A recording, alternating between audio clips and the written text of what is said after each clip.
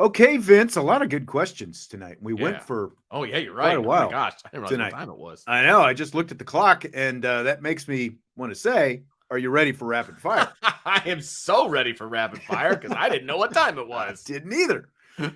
Got to get out of here and eat some dinner at some point. Man. Okay, so when asked about which young guys have stood out recently, and specifically during the bye week, Irish defensive coordinator Al Golden said freshman linebacker Drayk Bowen, quote unquote, is getting close. So do you buy or sell more of Drayk Bowen at middle linebacker down the stretch for the Irish? I will buy it because of the competition that they've got down the stretch. I mean, they're markedly better than 3 of the 4 teams that they're going to play. Okay. Yeah. And so I believe that there's going to be opportunities for him to play more, right? And to get JD some rest. All right.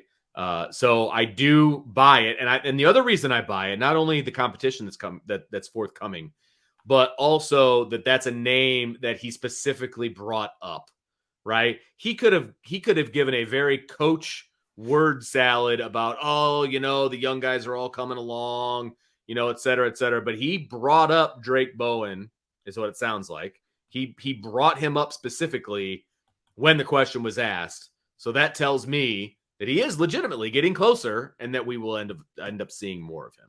Yeah, exactly. I think the exact same thing. And I think that when you've got the luxury of having the veteran linebackers around him and getting him out there and giving him some opportunities, and like you said, they are going to be definitely better than 3 of the 4 teams that they're going to play. So I think it's a perfect opportunity. This guy has already been on the field. He's played a ton of special teams, so you don't have to worry about red shirts or any of that kind of stuff. The only question is, do you think he's ready or not? And as you said, Al Golden specifically singled this guy out and threw his name out there. So I definitely think we need to see some more of this guy. I would actually be very excited to see more of Drayk Bowen here down the stretch in these last 4 games.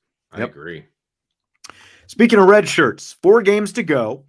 There are some potential decisions for the coaching staff to make. Not a ton when you start looking at, I've kind of been looking at that participation chart a little bit more during the bye week, seeing who's played and who hasn't and stuff like that. Boubacar Traore has played 3 games. So do you play him in at least 2 more games of these 4, 5 with the bowl game, obviously, but do you play him at least 2 more games, or do you just keep it to 1 and preserve the red shirt for a year? What do you do with Boubacar? I would preserve his red shirt. I would play him 1 more game. I don't know that he's a candidate to be out of here in 3 years, right? I don't know if he's a candidate to be out of here in 4 years, but as a lineman, a lot of those guys stick around for 5. I would preserve that red shirt unless there are injuries that would prop him up. But at this point, honestly, I'd play him at Clemson and then save him the other games. I think that would make a lot of sense. And that's, like for as little as he played against USC, I was kind of surprised to see him in that situation against USC because he had only played 2 games prior to that, obviously. And I completely agree. I think that this is a guy, you've got enough depth there for this year that unless you do end up getting an injury or 2 at that position, I think that you're better off doing exactly what you said. Maybe you play him in the Clemson game. Maybe you save him for the bowl game, one of the 2, depending on what the roster looks like and that kind of stuff. But otherwise, I would try to preserve that redshirt year if I can, because this is a really talented guy who I think has opportunity to do some really good things over the next few years. Yeah. So I would try to preserve that if I could. Yep. Me too. What about Jaiden Ausberry? Even more interesting because he is sitting right on 4 games right now. So the decision is, does Jaiden Ausberry get to play at all the rest of the season? Or again, do you try to preserve him?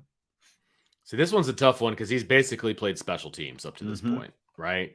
And I think some of the freshmen, they're kind of like, allowing them to play 4 on special teams and then putting a different freshman in their spot to play another 4, like that kind of a thing. I don't have Jesse facts to back that up. But I feel like that's the case. Jesse facts. But for him, I think there's some opportunity for him to actually play some in these last few games that would be very important for him moving into next year, because I think he's got a real opportunity to start next year, potentially. If things kind of go the way I think they may go with guys leaving and, things of that nature, right?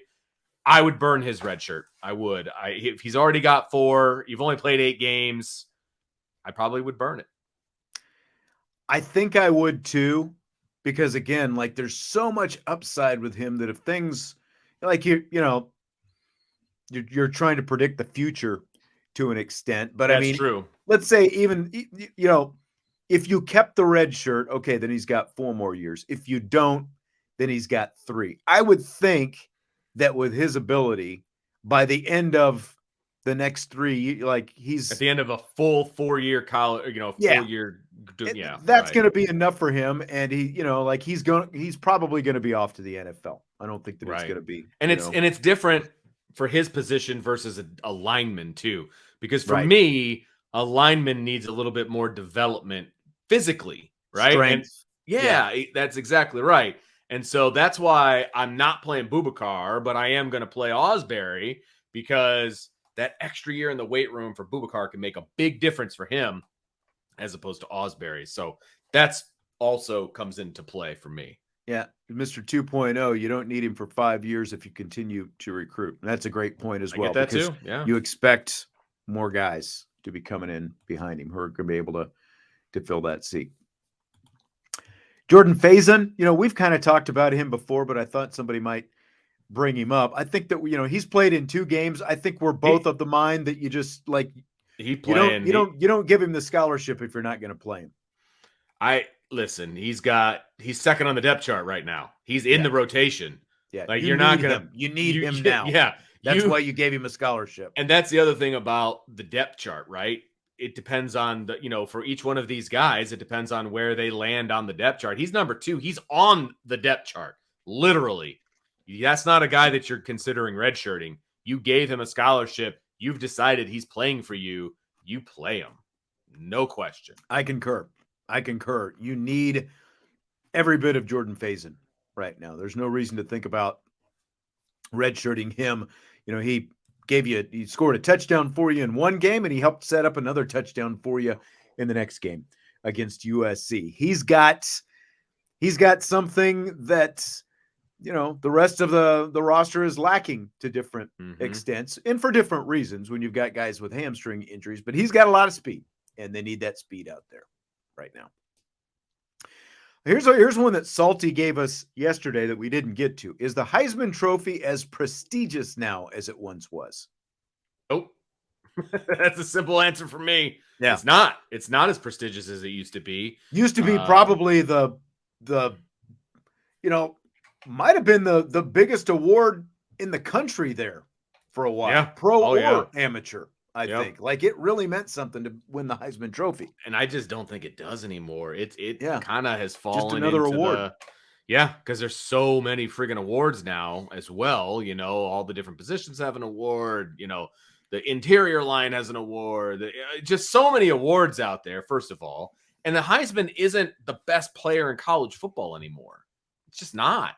Yeah. It's generally 9 times out of 10. It's the best quarterback on the best team. Yep. And that's, I don't know. Which is why JJ McCarthy is the front runner in Vegas for the award. Ridiculous, because I'm sorry, he has done what? Explain to me his Heisman moment. Doesn't have one. Not even close, in my opinion. So that's why it doesn't mean anything. I mean, he's got an analyst out there stealing signs, giving him the blueprint to succeed, and they're out there bludgeoning teams that aren't any good. That's the thing too. It's like, it's one thing if you're going to steal signs from Penn State and Ohio State. They're stealing signs, from like everybody in the Big Ten. I mean, do you really need to steal signs to go out there and beat Purdue? I mean, come on, Indiana, give me a break. Right, exactly. But back to, I mean, it absolutely is not nearly the prestige that it once had. Probably 30 years ago? How long has it been? at least 20 or 25 years Yeah. since it really meant something, I Yeah. think. I think that's accurate. And it just loses every It's year. mostly by default because of what you said. It's the best quarterback most of the time on the best team. And then if they can't find, like if that team doesn't happen to have the best quarterback, then you give it to a wide receiver like Alabama had a couple of years ago, it's or maybe a running back. But again, it's been like the best player on Alabama, is Yeah. what it was for a Well, while. yeah. So Yeah.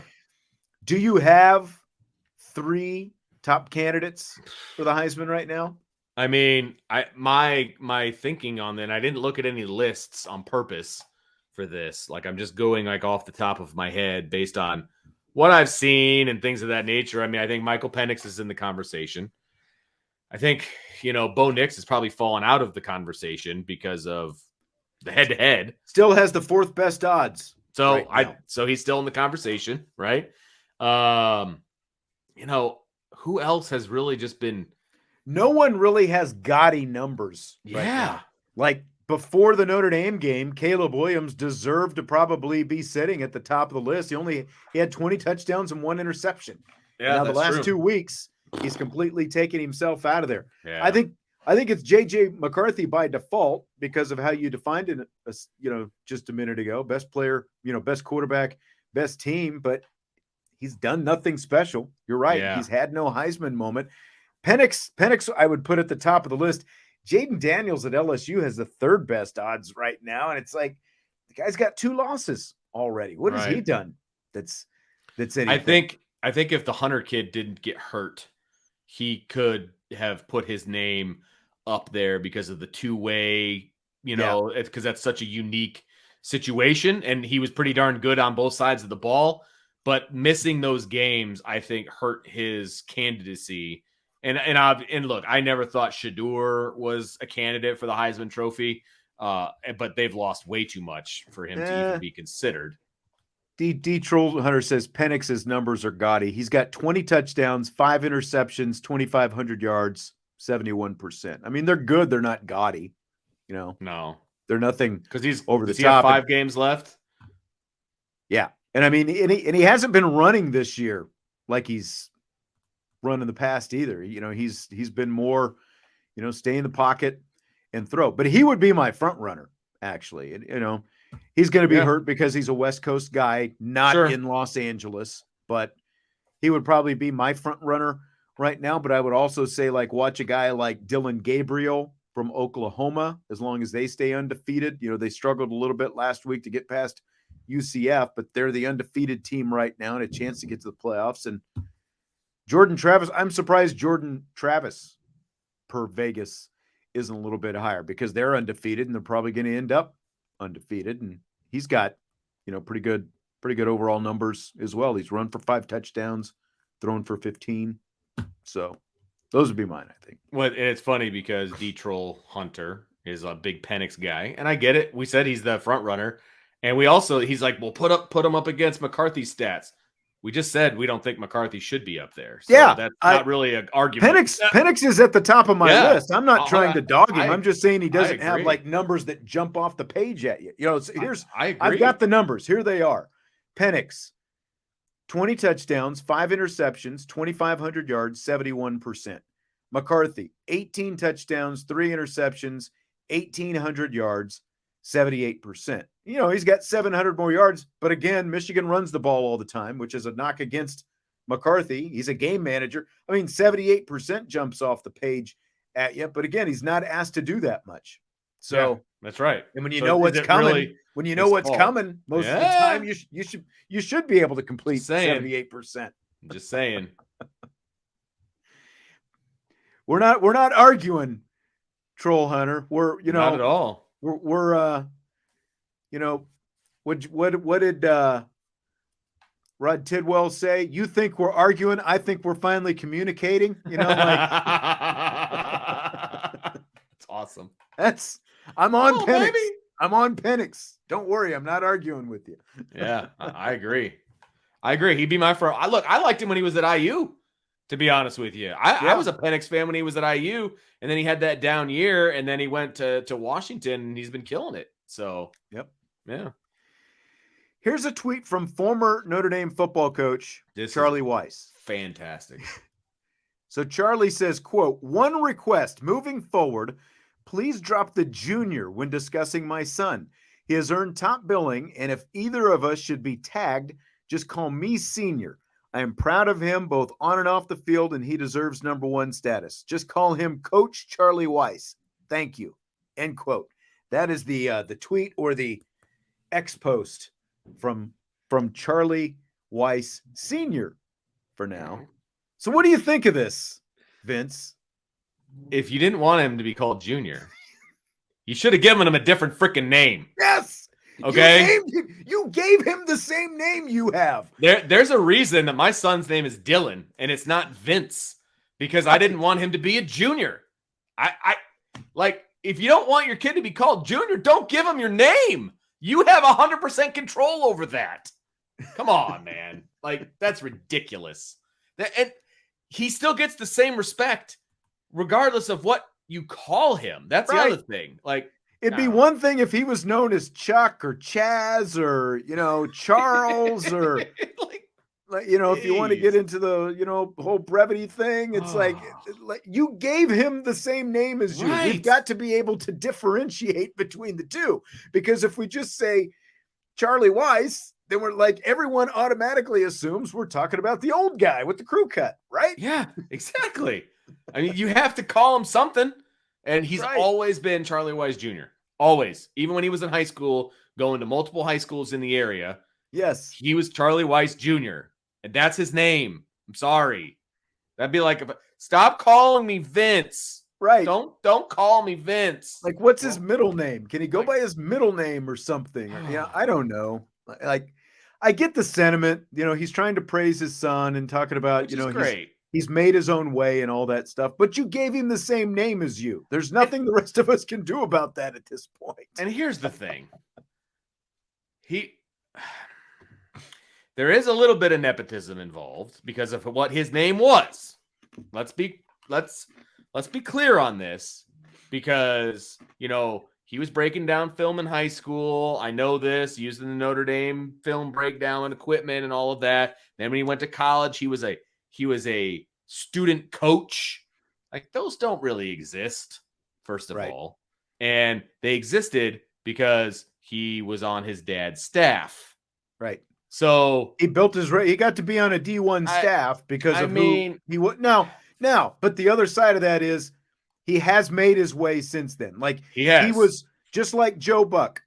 He was given some opportunities because of his name, but he proved himself to be qualified and made his own way after the fact. But his name and who his dad was and how he started out definitely opened up some big doors. He was given a wonderful foundation, but then he took it to the next level. I will give him full credit for that. And I have a buddy of mine who was coaching at St. Joe High School, that's right across the street from Notre Dame, and Charlie Weis Jr. was breaking down film for him when he was a high school student at St. Joe. And he would rave about this kid, about how advanced he was at breaking down film and all of those things. So he's obviously got a mind for the game. Yeah. There's no doubt about it. But he was given a nice foundation by his dad and a lot of opportunities that other people wouldn't have gotten. But then he has taken that information and that opportunity, and he has turned it into a career that he's obviously very good at. And so you got to give him credit for that. I mean, he's an offensive coordinator underneath Lane Kiffin. I mean, he has earned whatever accolades that he's gotten up to this point. Maybe a little earlier than some other people would have gotten it, but he has earned it. And I love the fact that his dad is propping him up and saying he's done a wonderful job. But the whole dropping the junior, it's just weird, dude. It's a little too much. Yeah. Tommy says he's giving me permission to talk about Dallas with his question. Tommy, throw your Cowboys question back in, because I must have missed it somewhere along the line. I apologize, because the way this works is, if it was a Cowboys question, it might have slipped past Vince and he didn't. It very well could have. What he does is he puts the stars on the one, and then I stay. I'm in the room where all the stuff is starred up. This is we true. Try to throw those up there as much as possible. This is true. I think he did have one though. Yeah, I just don't remember what it was. Gordian Knot says, I have a lot of gall talking about nepotism. Well, I mean, if you think Jesse's not qualified, then I mean, this is not Jesse's job though either. that's right. Let's be real clear on that. This is a podcast where he gets paid very minimally. Yes, he does. And he has a full-time job where, quite frankly, he makes more than both Vince and I. I have more than both of us combined. I have no doubt about that. Yeah. And I probably could have told you that when he was a 14-year-old kid, that was going to be the case at some point in his Jesse, life. I will say this, and like you can kind of make fun of it, and that's fine, because I get it. We both have the same name, and it's whatever, but again, like Jesse could be coaching somewhere right now if he wanted to, but that is a very dedicated career path. He could be coaching football someplace if he wanted to right now. But he wanted to be an engineer, and that's what he's doing for an occupation. And doing well at it, obviously, because he's still gainfully employed. That's right. That's right. So Tommy Gunn says, how would I feel if Lincoln Riley became the Cowboys head coach next season? I mean, are the Cowboys looking to make a change? There's always rumors with Mike McCarthy. Fair enough. I think it's interesting. I think that if they changed, Dan Quinn, the current defensive coordinator, would probably be the guy in line because Jerry Jones has managed to keep Dan Quinn as the defensive coordinator the last 2 years, despite the fact that he's had offseason interest, head coaching interest the last couple of years.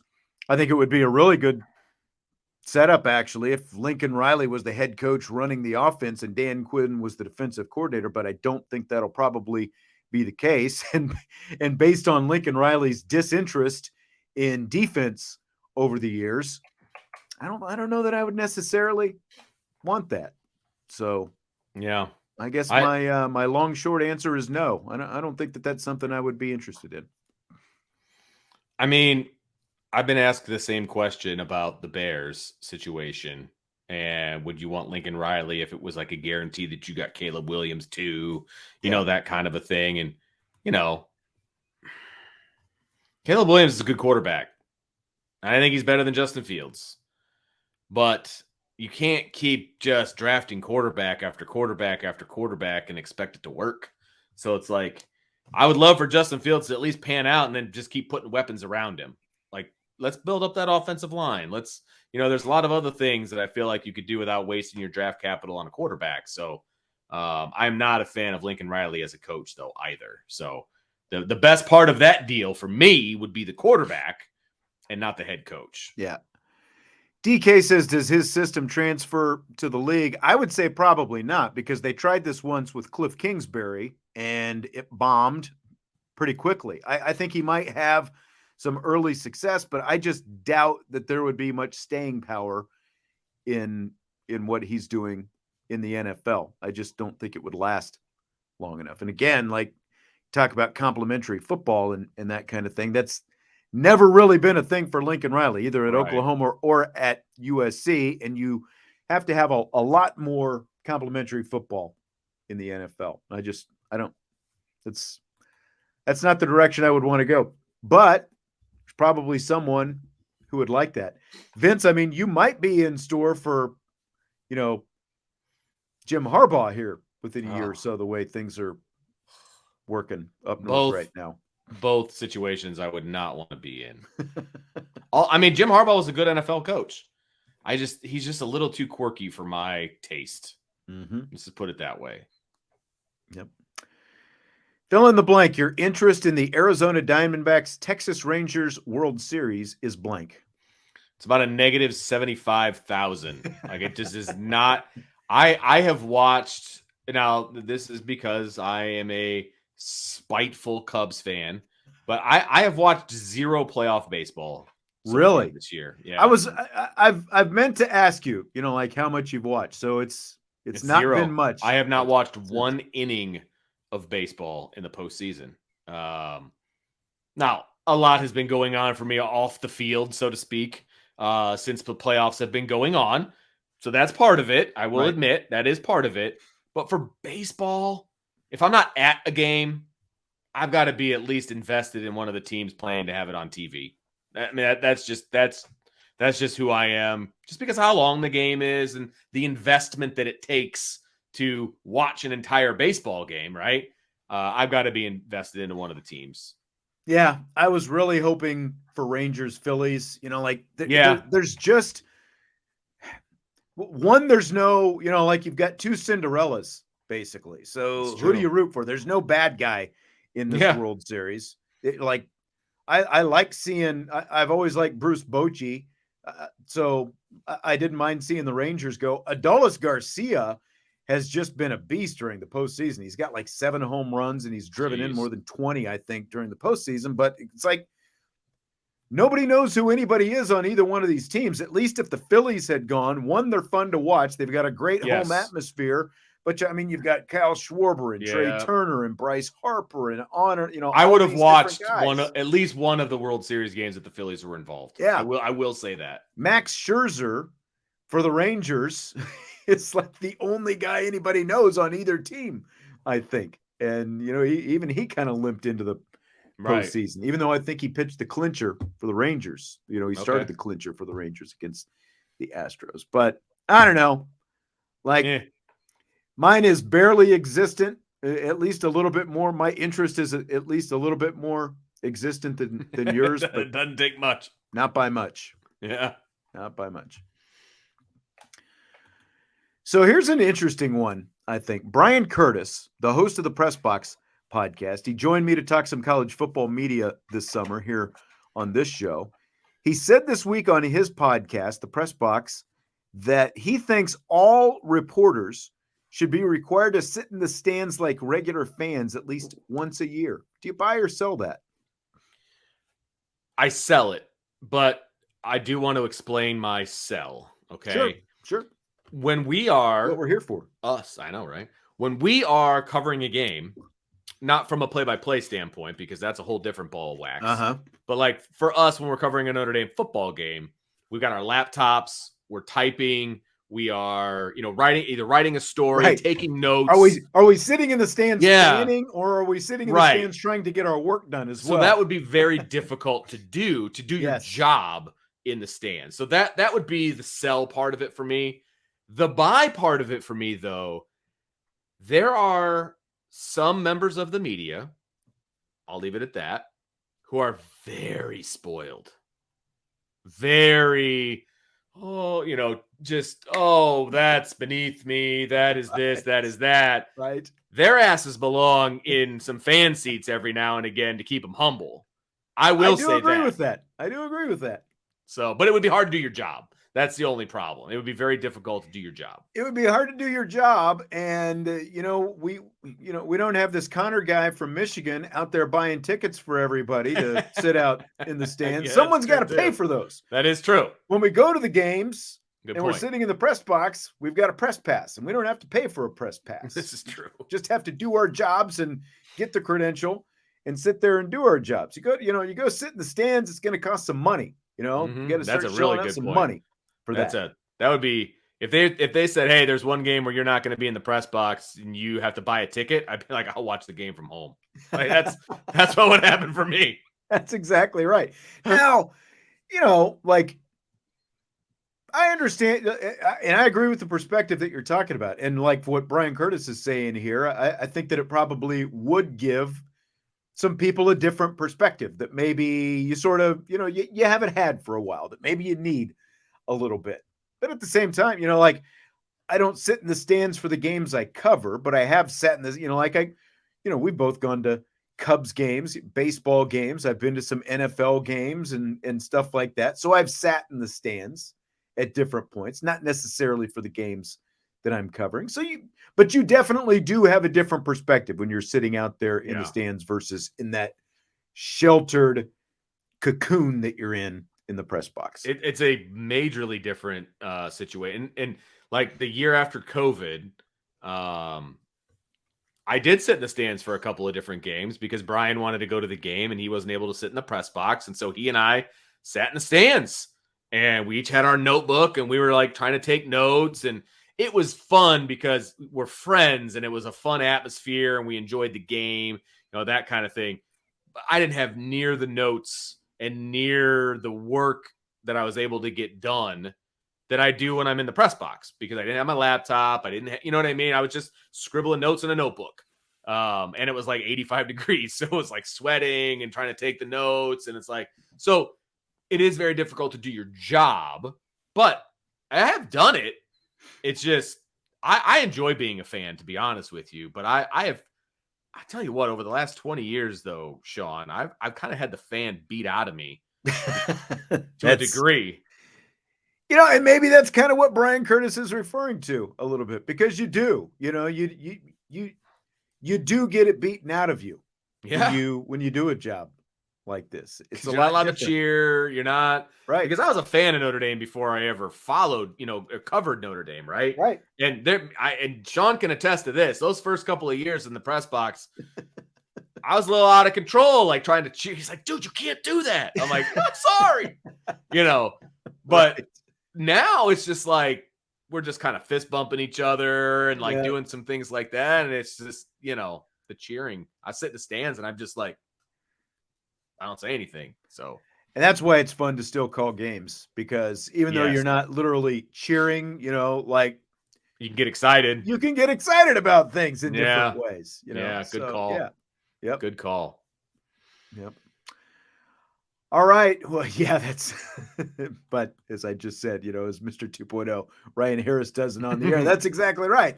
As announcers, especially as the color analyst, when you're attached to the school, yes, you can definitely do that. 100%. I have no problem with it.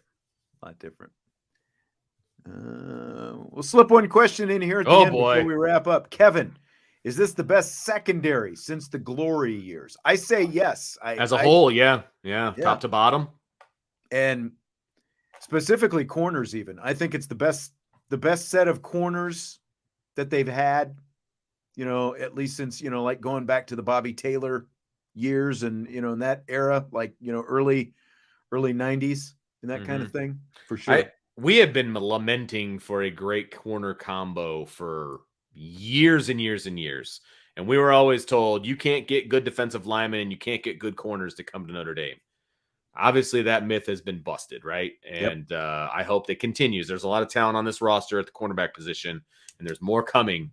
And so I just hope this is the beginning of a trend, frankly.